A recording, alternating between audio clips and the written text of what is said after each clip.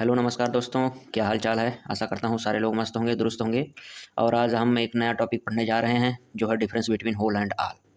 तो सबसे पहले हम होल से शुरुआत करते हैं, फिर उसके बाद आल का प्रयोग पढ़ते हैं, तब हमें अंतर समझ में अच्छे से आ जाएगा।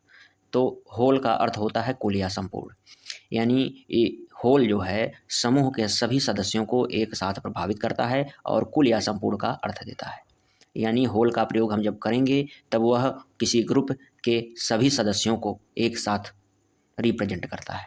जैसे पूरा परिवार लिखा है तो इसके लिए हम होल फैमिली का प्रयोग करते हैं। पूरी टीम लिखी है तो होल टीम का प्रयोग करते हैं। पूरी किताब है तो होल बुक का हम प्रयोग करते हैं।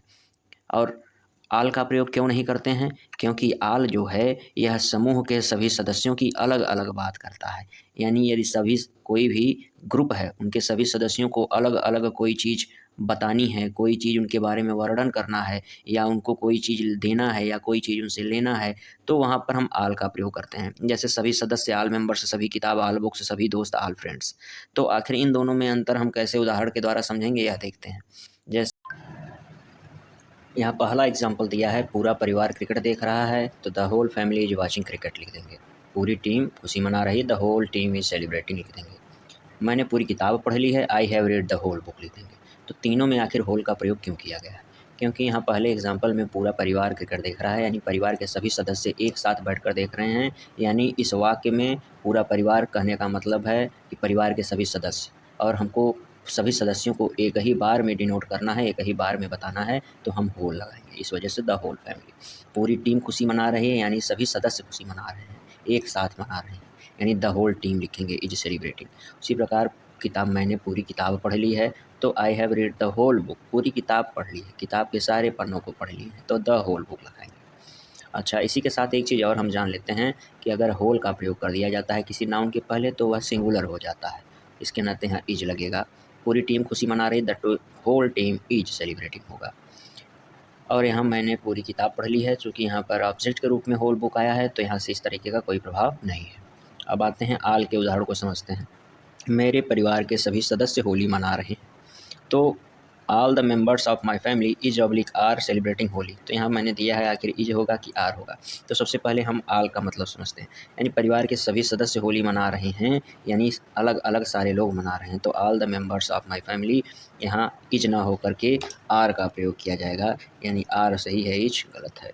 मैंने तुम्हारी सभी किताबें पढ़ ली हैं, आई have read all your books. तो आल का प्रयोग किया गया है क्योंकि एक किताब के सभी पन्नों की बात न करके अलग अलग कई किताबों की बात की गई है। तो इस प्रकार से हमने होल और आल के बीच में अंतर समझ लिया, और आगे हम प्रश्नों की तरफ बढ़ते हैं और देखते हैं कहाँ होल, कहाँ पर आल का प्रयोग होगा। तो यहाँ प्रश्न number 1, question 1, I have read. यहाँ फिलअप वाला क्वेश्चन है, यानी हमको यहाँ पर 2 ऑप्शन दिए गए हैं लास्ट में, इन्हीं दोनों में से किसी एक को भरना है। तो आई हैव रीड, फिर लगा है खाली स्थान, book which he give me study.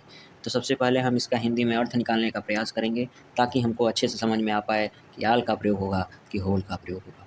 तो आई हैव रीड, मैंने पढ़ लिया है, बुक किताब को, विच ही गेव मी स्टडी, जिसे वह मुझे कल दिया था। यानी मैंने उस किताब को, पूरी किताब पढ़ी होगी, यानी होल का प्रयोग यहाँ उचित लग रहा है, इस वजह से यहाँ होल उत्तर होगा। क्वेश्चन नंबर 2 में खाली स्थान पहले ही दिया है, chapter is full of formulas, यानी यह जो चैप्टर है वह फार्मूलाज से एकदम भरा हुआ है। तो all chapter is full of formulas होगा, तो the whole chapter is full of formulas होगा। क्योंकि यहाँ इज का भी प्रयोग किया गया है, इस वजह से द होल कहना यहाँ पर उचित है, यानी पूरा चैप्टर, पूरा अध्याय फार्मूलाज से भरा है। क्वेश्चन नंबर 3 है, हिज के बाद खाली स्थान, फैमिली लिव्स अब्रॉड, यानी उसका पूरा परिवार अब्रॉड यानी देश के बाहर, विदेश में रहता है। तो यहाँ अब्रॉड में रहता है पूरा परिवार, तो आल फैमिली की होल फैमिली। तो हम यहाँ ध्यान देंगे, यहाँ होल लगाना उचित है, क्योंकि आल का प्रयोग होगा तो यहाँ प्लूरल हो जाएगा वर्ग, और यहाँ पर होल अर्थ निकाल रहा है कि किस तरीके से पूरा परिवार एकजुट बाहर रहता है ना, इस वजह से होल लगेगा। क्वेश्चन नंबर 4, खाली स्थान है, फिर आगे लिखा है the employees of my company are celebrating Eid. तो आल लगेगा कि होल लगेगा? तो all the employees of my company होगा कि whole employees of my company? क्योंकि यहाँ होल का प्रयोग करना गलत हो जाएगा, आल का प्रयोग सही रहेगा। आखिर ऐसा क्यों? क्योंकि होल के बाद द का प्रयोग नहीं होता है, जब भी द का प्रयोग होगा होल के पहले होगा। तो all the employees of company, यह वाला उत्तर सही होगा।